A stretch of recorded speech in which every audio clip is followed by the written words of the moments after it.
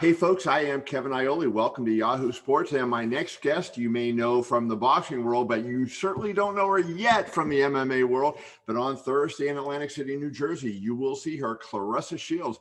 Claressa, this is amazing. I see all these guys all over the internet saying, hey, why don't some of these boxers come into MMA? They forget all about Claressa Shields is doing this. Yeah, and Amanda Serrano. She's done it too, and that is pretty amazing. First of all, I guess the question, you were one of the greatest fighters of all time, and here you are moving into a different sport. Why? I don't know. I just felt like I never got my just due in boxing, and I just was like, being a 12-time world champ, and then you think about becoming a 20-time world champion. It's very easy for myself to do, but it was like, what would that do for me? Like, would that make me a bigger star? Would that make me a household name, or would that make me a millionaire? And the truth is, no. It wouldn't open up any more doors for me than what's already been opened. And I would have to keep fighting this war of equal pay and equal opportunity and getting women equal fight time. And it just got to a place where I was like, you know what? I've been working so hard in boxing for so many years that if I'm going to work hard in something, at least let me reap what I sow. So I reaped all I can sow in boxing. And the highest I've been paid is $350K with all my accomplishments. And now with the PFL, I have a chance next year or the year after to go and fight in the PFL season and make $1 million.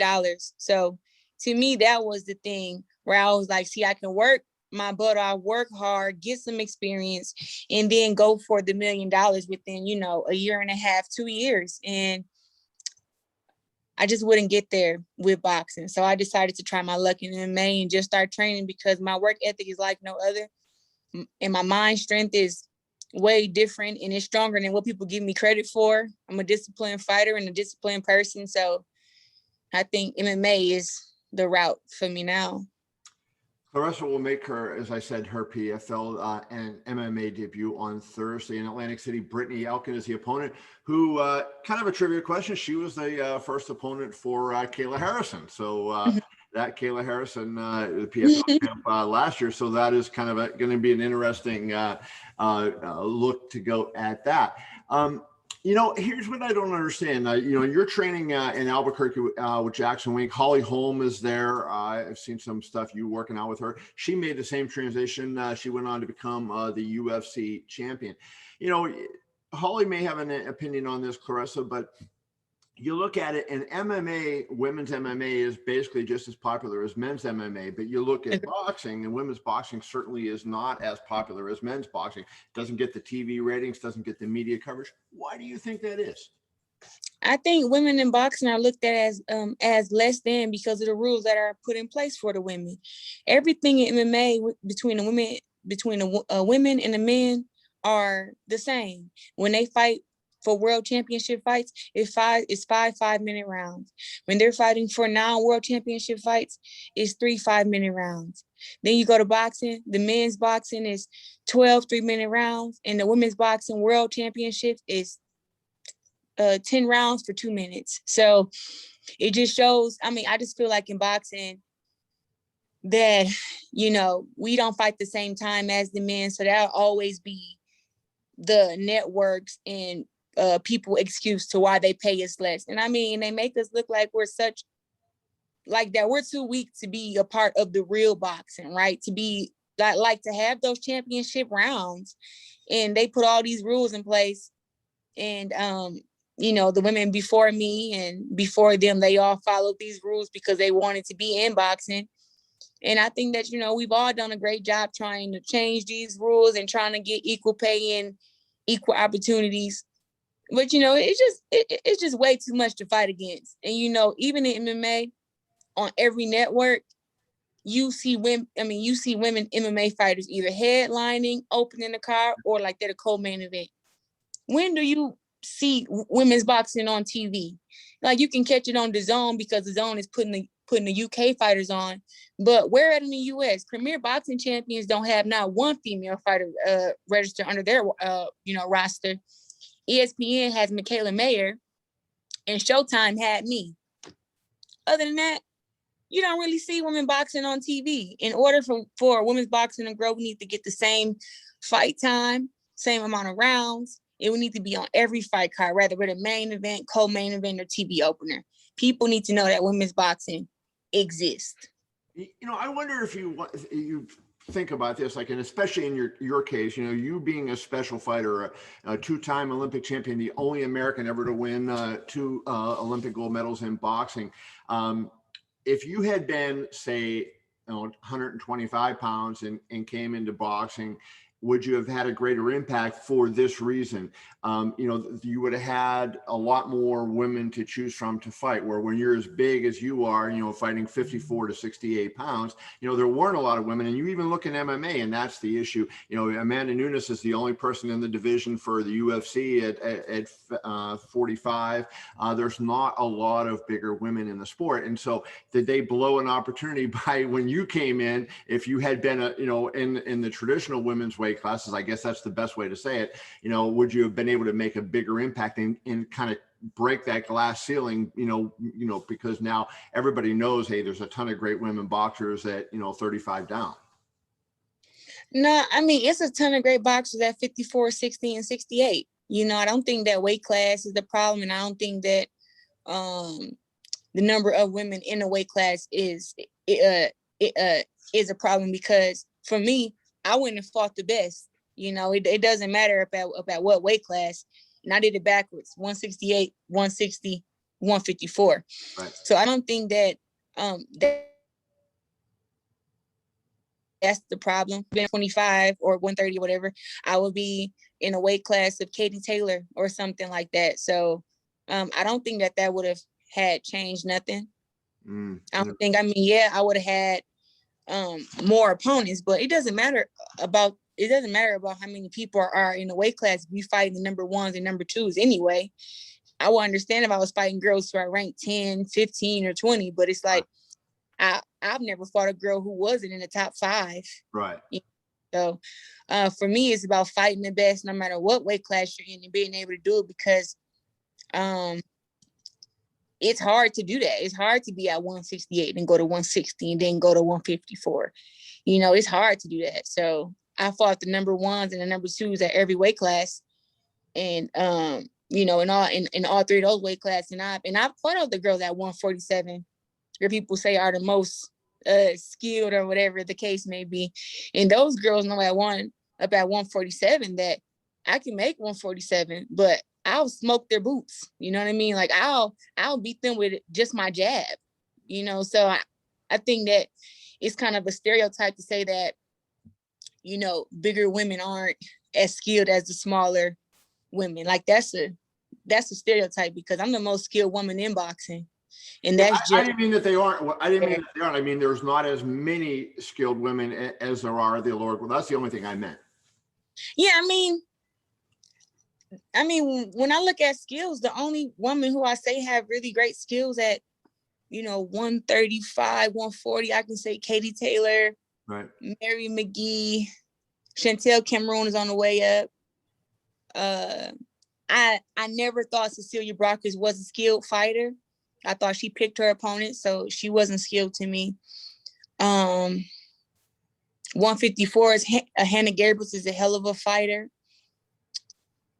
160, where we at? 160. Myself. I'm not going to mention Savannah Marshall. Savannah Marshall, to me, she's not skilled either. I mean, she beat me when I was 17, but it wasn't like she blew me out the water. Right. She like she barely won, but it was a lot of politics too. But I let her hold that win, because when I come back and beat her in the pros, people are not gonna have nothing else to say. So I'm just letting trash talking you. I see that a lot. They trash talk you quite a bit. She trash talking now because she done fought a few tomato cans and then knocked them out, and now she's some kind of knockout artist. But truth be told, we sent Savannah Marshall a contract back in 2018 to fight for 2 of the belts I had at 168, and her team turned it down. So that's just the real there. So I haven't turned down a fight with her. I just told Eddie Hearn to get the money up. So that's just that right there. Let me ask you this now. I asked this question. You mentioned Amanda Serrano before. Amanda's one of the best boxers in the world. Yeah, I And, also mentioned her when I mentioned the skilled girls. Yeah, her. So I mean, and she's a huge puncher, right? yeah, she's a huge puncher. And Yes. I remember when she went in to fight in Combates America and in MMA, and I said to her, "What is it going to be like for you to go with those 4-ounce gloves?" And she did not even say one word. She just had a big old smile on her face. And I wonder now, you going into MMA and getting to fight somebody and punch them with a 4-ounce glove on your hand, what's that feel like? It definitely feels different. You know, you get a little more protection on your hands when you have on the bigger gloves. But I mean, the punches are definitely be felt, but it's like it's so many different ways to win in MMA. So my punching matters, of course, but we've been drilling so many other things than just my punching. It's been so many other drills we've done and just in sparring stuff that we've worked on. But I'm definitely going to use my boxing. But we added some more strikes, just not beside my jab and my right cross, but we added some more strikes, added some takedowns, added some defense. It's a lot. So I'm looking forward to landing the 4 ounces, but I'm just going to keep my mind open to, you know, using everything to get the W. That's what's so awesome about MMA, because you never know what can happen, and there's so many different ways to win and so many ways to lose. You know, in boxing, it seems like, you know, and I've loved boxing since long before you were even born. But in boxing, like if you get like take yourself, if you're winning a fight, it rarely, you know, and you're way more skilled, you rarely see the course of the fight change, right? I mean, once in a while somebody lands a big shot that changed the course of the fight, but the more skilled fighter, if he's racking up the rounds or she's racking up the rounds, it keeps going that way. And MMA, you know, they try something different because they have different techniques to try, and that you can see, you know, bigger. Yeah, but one thing is the same is it's a fight. And if you're the opponent who is wearing your opponent down, you know, physically, mentally, you know, you wearing them down. Listen, everybody wants to win, but there are some people who get broken more easy than other people, you know. So I think that for me, that my mental strength will be one of my biggest things in MMA, and not just my physical attributes. Like I know how to like if I sense weakness, I go for the kill. So if I sense any weakness in any of my opponents, I'm definitely going to go for the kill, and I'm not going to let them even be able to think about, oh, no, I'm not going to give them enough space to think about, oh, now it's time for me to switch a game plan and try to take her down. Like I'm going to have my hands and feet and everything in their face the whole time, that they're just going to be thinking, oh, defensively, oh, I don't want to get punched by her. I don't want to get kicked by her. I don't want to get kneed by her, and keep them thinking like that to where they just mentally break and try to, you know, and give in. So when they give in, that's when I go for the kill. But boxing and MMA, it's the same thing in a way. It's a fight. It's a fight. Like I would be super worried about Brittney Elkins if this was a jiu-jitsu match. Right. But this is a boxing match where she don't know how to throw hands like me.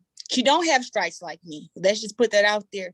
I may not be no wrestling person who came up in wrestling, but I know how to wrestle. I know how to slam people. So I'm not just a weak person. So I think that she'll be in for a rude awakening on a lot of things, because I'm not dismissing what she knows. We worked a lot on jiu-jitsu, but we also made it clear that this is a fight, and the fight doesn't start on the ground. It starts standing up.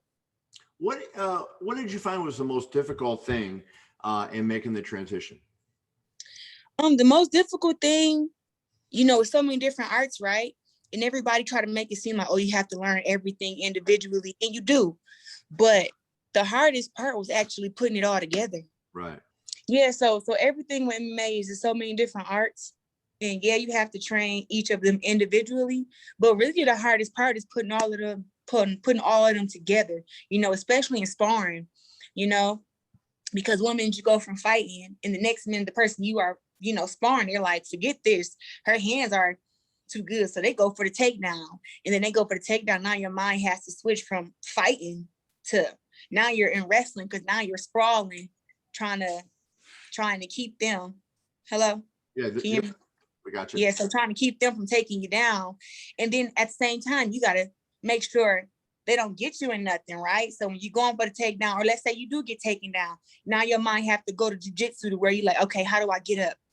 do I use wrestling to get up, or do I use jujitsu to get up? And it really depends on what kind of position they have you in. And they can be up on top of you in a half mount, or you can have them in full guard, or, half mount, or whatever. But like, it's still ways to get up, and you have to figure out which one is the best way to get up without them getting behind your back, without them trying to choke you. And then after you do all that, you get up and they can still have you. You got to get out of the clinch, get your space to where you want to punch again. And I mean, I just went from fighting, from striking, to being on the ground, to getting up, to now I'm back boxing again. Like, it's so many different things that you have to be thinking about. Claressa, one of the things I think is interesting about you, you are known in boxing as the GOAT, the greatest woman of all time. You're training at Jackson Wink in Albuquerque with the GOAT, Jon Jones, the greatest male MMA fighter of all time. And what is it like comparing notes with somebody who is at, kind of at your level of accomplishment and sort of has that same mindset of, always wanting to do something special and never satisfied? How much of a help has Jon been to you, and what's it been like to have him around you? Johnny Bones has been a great help. He's really one of the first people who actually said to me, like, you would be the perfect boxer to go in MMA. And this was back in like 2017. I looked at him like he was crazy, like, never will I ever. And he just was like, look, if you ever think about it, you can come train at Jackson Wink and my coaches would be happy to have you. And I just was like, Johnny, don't even dream about it. Like, I'll never be in MMA. And now to see that it's, 4 years later, and now I'm like here in Jackson Wink in Albuquerque doing MMA. It's like, oh, I thought we would never. But it's been great to have training sessions with him and to learn from him, and just to see his work ethic, and to see that we're kind of one and the same. It's just he's MMA and I'm boxing. Like, we both are great fighters, and then we don't get enough credit for our mental strength, for our strategic mindset. People look at it as just athleticism, when it's like, it's so much more than athleticism that we have. Like, we're athletic human beings, but we have a lot of discipline, we have just a lot of grit, a lot of self-belief. And we both believe in hard work and repetition. And you don't meet a lot of people like that. So when I actually came down here, and me and him spent, a couple training sessions together, and there were 3-4 hours a piece. And like, the coaches just sit there and look, because they're like, we don't get to experience this. This is not like normal. And like, the coaches down here, Coach Wink and Coach Jackson, have told me, like, we've trained thousands of athletes, but you're definitely the most teachable out of the top 5, out of our top 5. And that to me just reassured me that, okay, I know I learned boxing pretty fast, and I was a complete fighter before, 3 years just growing up, and I continued to grow after that. But to see that I can also learn all these different arts, and like, the coaches can see me put everything together and be like, wow, this is going to be a great route for you, just shows me that I am a very smart athlete, and that I make coaches teaching me very, very easy. This is kind of like Roger Federer and Serena Williams getting together and playing Wimbledon's double, having you and Jon Jones. That's pretty crazy. Well, before we let you go, Claressa, let's just get this. Brittney Elkins, she lost her last 3 in a row, but she's a big girl. She's more experienced than you are in MMA. I think she's 5'11" or 6 feet tall. How do you see the fight going, and how do you feel like you'll finish her? I definitely see me winning the fight. That's for sure. She seemed like she's a bigger girl, but when they're taller and they have to come down to the certain weight classes,